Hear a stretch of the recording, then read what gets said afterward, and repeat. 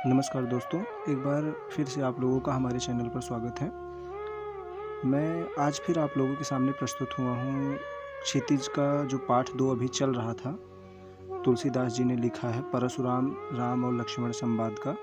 तो ये उस श्रेणी का दूसरा वीडियो है जिसमें हम इसके पहले हमने कुछ पढ़ा है, फिर उसके आगे से हम इस वीडियो में देखेंगे। तो अगर अभी तक आपने हमारे चैनल को सब्सक्राइब नहीं किया है तो कृपया सब्सक्राइब कर लें, और अगर वीडियो पसंद आए तो लाइक भी कर दीजिएगा।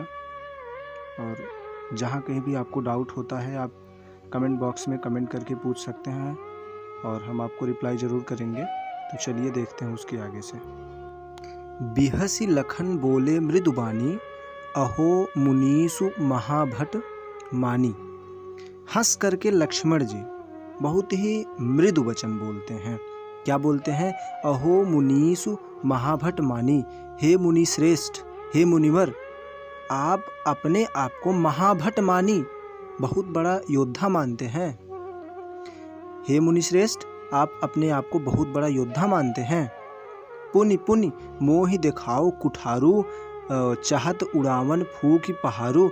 आप मुझे बार बार अपनी कुल्हाड़ी दिखा रहे हैं।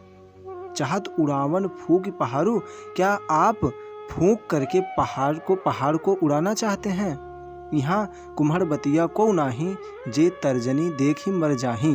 कुम्हड़ बतिया एक प्रकार का छोटा सा सब्जी होता है।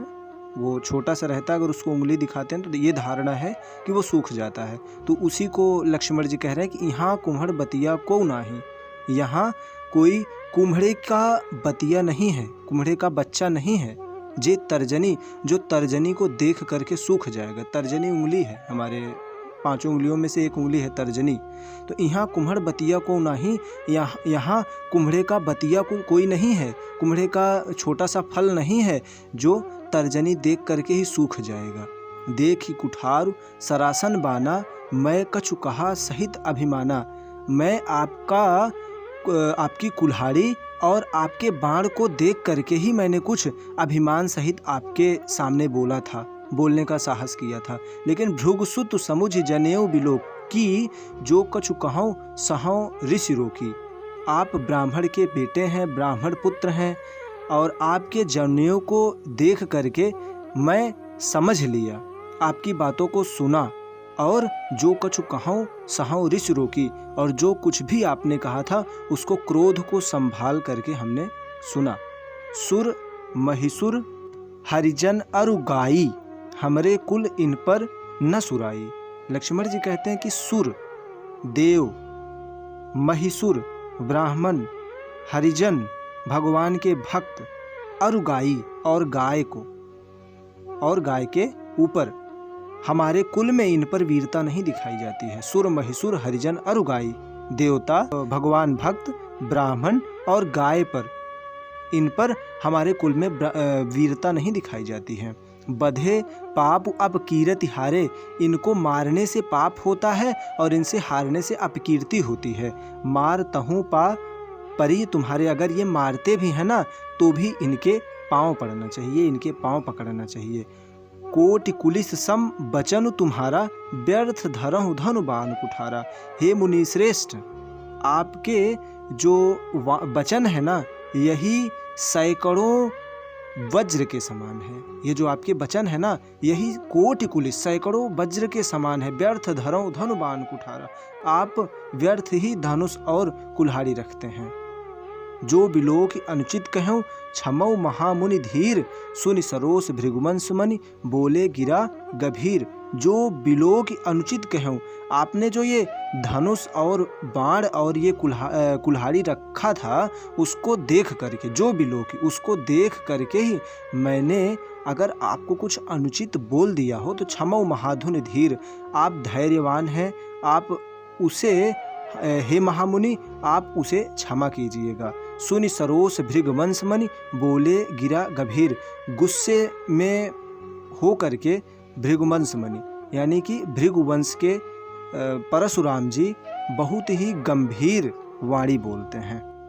और क्या बोलते हैं, कहते हैं कि कौशिक सुनहु मंद यही बालक कुटिल काल बस निज कुल घालक। हे विश्वामित्र सुनिए, ये बालक बहुत ही मंद है, बहुत ही मंद बुद्धि का है, ये बहुत ही कुटिल है। तो अपनी मंद बुद्धिता और कुटिलता के कारण अपने कुल के लिए घातक सिद्ध हो रहा है। तो भानुवंश राकेश कलंकु निपट निरंकुश अबुध असंकु। यह भानुवंश का कलंकी चंद्रमा है, निपट है, निरंकुश है, बुद्धिहीन है। तो काल कवल हुई छन माही कहों पुकार खोरी मोहि नाही। यह कहों पुकार खोरी मोहि नाही। मैं पुकार पुकार के कह देता हूँ कि ये कहीं काल का ग्रास न बन जाए, काल का भोजन न बन जाए, ये कहीं मेरे हाथों से मारा न जाए। मैं बार बार पुकार पुकार करके कह देता हूँ, बाद में मेरी गलती मत देना। तो काल कवल हुई छन माही, यह अभी तुरंत ही मेरे हाथों मारा जाएगा, अर्थात काल का भोजन बन जाएगा। मैं पुकार पुकार करके कह देता हूँ, बाद में मेरी गलती मत देना। तुम हटकहूँ जो चाहूँ उबारा, कहीं प्रताप बल रोष हमारा। हमारे प्रताप और रोष, हमारे क्रोध, हमारे प्रताप और हमारे क्रोध के बारे में इसको अवगत कराइए। और अगर आप इसे बचाना चाहते हैं तो इसे समझा करके इसे हटाइए, इसको चुप कराइए। लखन कहो मुनि सुजसु तुम्हारा, तुम ही अछत को बरने पारा। इतना सुन करके लक्ष्मण जी कहते हैं कि सुनि सुजसु तुम्हारा, तुम ही अछत को बरने पारा। आपका सुयश हमने सुना और इस सभा में आपके सिवाय आपके बारे में और भला कौन कह सकता है। तुम ही अछत को बर नहीं पा रहा, इस सभा में आपके अलावा आपके बारे में आपके सुयश को कौन कह सकता है। अपने मुँह तुम आपन करनी, बार अनेक भांति बहु करनी।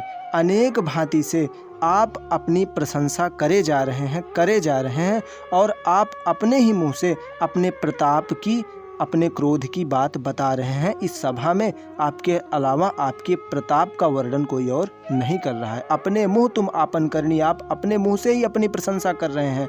बार अनेक भात बहुवर्णी, आप बहुत प्रकार से अपनी प्रशंसा बता रहे हैं हम लोगों को। नहीं संतोष तो पुनि कुछ कहूँ। अगर आपको संतोष नहीं हुआ है इतना कहने के बाद में तो फिर से आप कुछ कहिए।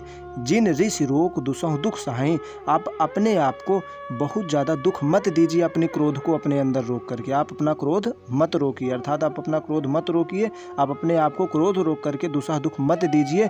अगर आपको संतोष नहीं हुआ है तो आप फिर से कुछ कह लीजिए। वीर व्रती तुम धीर अछोभा, गारी देत न पामो शोभा। आप वीर व्रत को धारण करने वाले, आप धैर्यवान हैं, आप क्षोभ रहित हैं, अतः आपको गाली देते हुए शोभा नहीं देता है, अर्थात आपके ऊपर गाली देना शोभा नहीं देता है। सूर समर करनी करही, कहीं न जना वहीं। आप सूर यानी सूरवीर युद्ध में करके दिखाते हैं, अपने आप को जनवाते नहीं हैं।